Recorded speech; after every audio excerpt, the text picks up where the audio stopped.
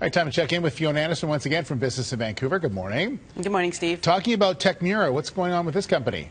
Well, Tecmura Pharmaceuticals is a local company, been around since 2005. Since 2010, it's been working on a treatment for Ebola, and boy, do we need that treatment now. Apparently, 2,800 people have died since the first case in March. World Health Organization came out with a report recently that said they expected 21,000 cases by November.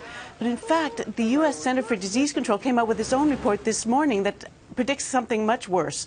They're saying 21,000 by the end of this month alone, and as many as 1.4 million people could be affected by January. So this is a serious time. So both U.S. and Canadian regulators have told Tecmura that they can go ahead and use their drug treatment on suspected and confirmed cases of Ebola. And in fact, in the U.S., a doctor who's come back from West Africa has been treated with the Tecmura treatment drug, and does seem to be doing well.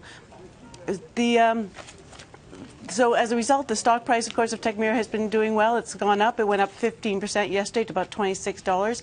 This morning, it went up to $28, back down a bit, so hovering around $26, $27. Good news for them, but also good news for, hopefully, Ebola victims and this virus, and maybe some hope of stemming it a bit, because the way it works is it uses RNA interference, a product that, if it interferes with the transmission of the virus, so hopefully can stop the virus. So that's Tecmura's product.